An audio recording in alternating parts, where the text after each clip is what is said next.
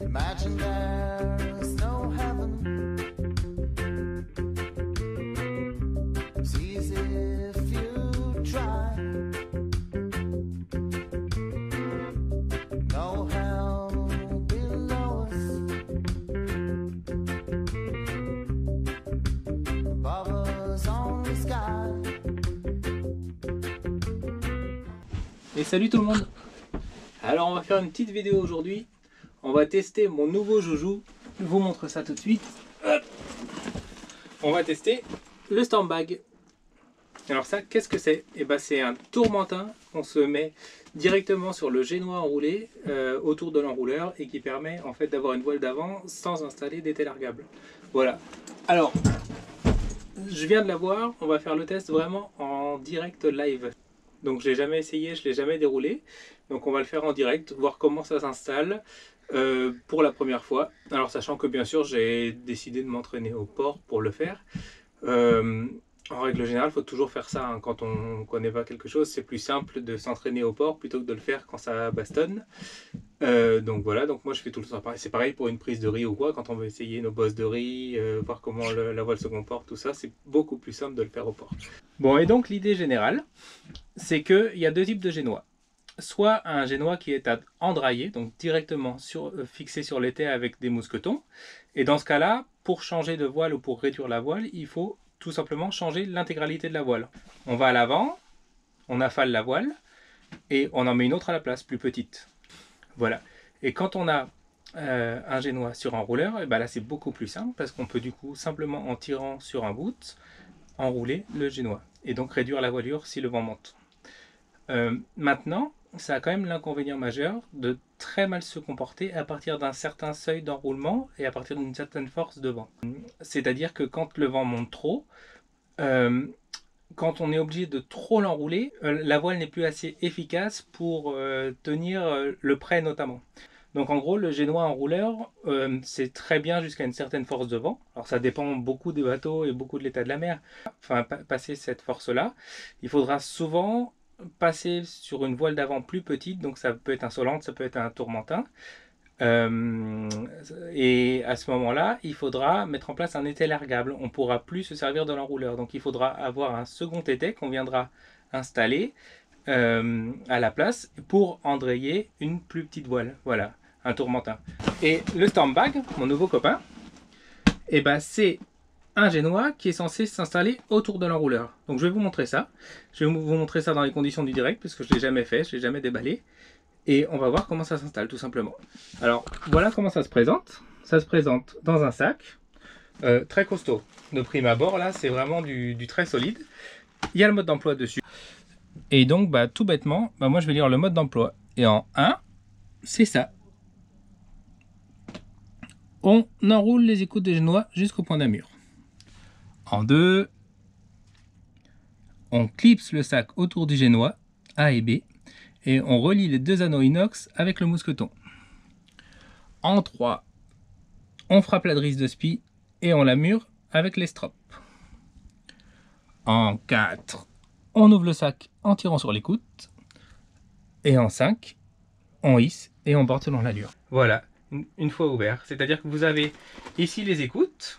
Et à l'intérieur de ça, il y a la voile qui est pliée d'une certaine façon. Et on va venir mettre ça en accordéon autour de l'étai. Je vais vous montrer ça. Alors on va essayer de le faire et on va voir ce que ça donne.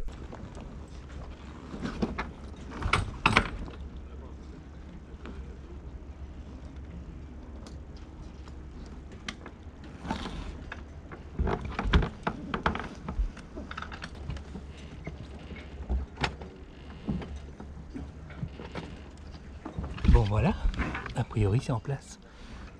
Il ne reste plus que les écoutes à mettre. Ça a l'air simple hein. Du coup j'ai mis les écoutes, hein. Je me suis servi du même rail, j'ai laissé les écoutes à poste pour que ce soit plus simple. Si les écoutes du génois sont détendues, ça a l'air de bien fonctionner. Donc pourquoi pas. Là-bas je pense que si je prends un peu de drisse, ça va remonter tout seul.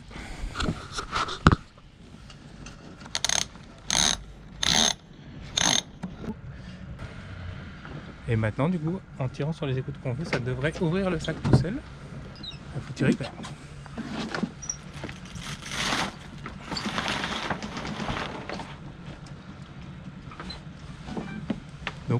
faut quand même tirer assez fort. Apparemment pour que ça sorte, mais je pense que s'il y a du vent, ça sort un peu mieux. Et là, normalement, du coup, en hissant, ça doit sortir tout seul.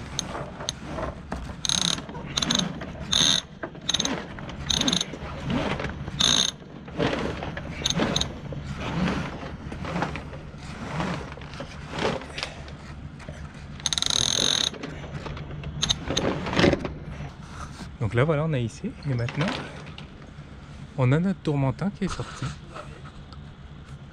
Voilà, ça a l'air de fonctionner pas mal.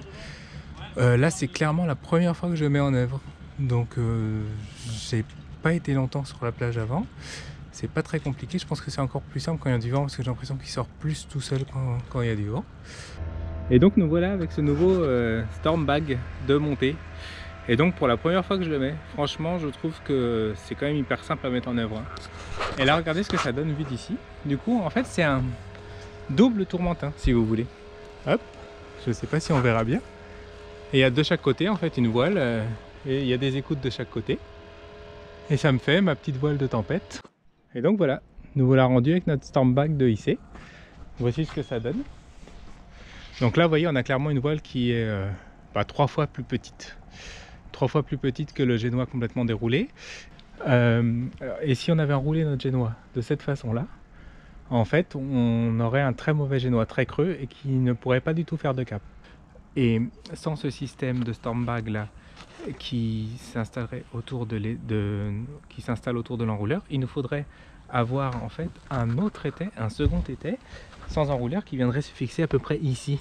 Là, voilà, qu'on devrait mettre en œuvre avec un système de ridoir pélican, donc c'est une poignée qui permettrait de tendre et de percer ici et de reprendre pour que l'effort soit pas trop important sur le pont, de reprendre sur la cloison de la baille de mouillage, donc ce qui ferait que j'aurais un câble qui passerait à l'intérieur dans la cabine avant.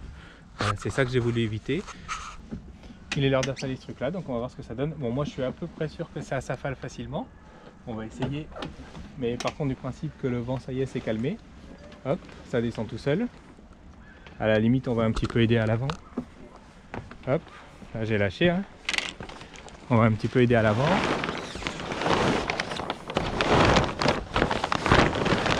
Voilà. Nickel, c'est affalé. Et on se retrouve avec la voile d'un côté, le sac de l'autre. Qu'il faut plier tout ça d'une certaine façon pour que tout rentre bien dans le sac et que ça se déplie facilement. Voilà. On va essayer de faire ça. Allez, à tout de suite. Et voilà, l'affaire est dans le sac, plié, tout beau, tout propre. Voilà, franchement sans mentir, 10 minutes tout seul sur le ponton. Impossible à faire sur le bateau en mer, voilà. Même par temps très calme, ce qui n'arrivera pas puisque ce sera fait quand il y aura du vent par définition, c'est pas possible. En fait l'idée c'est de le plier vraiment exactement en respectant les plis, un peu comme plier une grande voile ou un génois, mais en le pliant vraiment de la même façon tout le temps. Donc c'est difficile à faire en mer. Maintenant sur le ponton ça se fait très bien et même à la maison ça se fait très bien. Mais on va pas se mentir, ça finira, quand je le mettrai en mer, ça finira jeté dans la descente et on verra après. Donc voilà, donc je fais un petit retour rapide de ce que moi j'ai pressenti là en l'installant au port simplement dans des conditions hyper simples. C'est clairement que c'est facile à mettre en œuvre. Beaucoup plus facile que d'aller endrayer un tourmentin sur un étai avant ou d'aller carrément installer un étai largable et d'endrayer le tourmentin dessus. Mise en œuvre, allez, 5 minutes dans les pires conditions, quoi.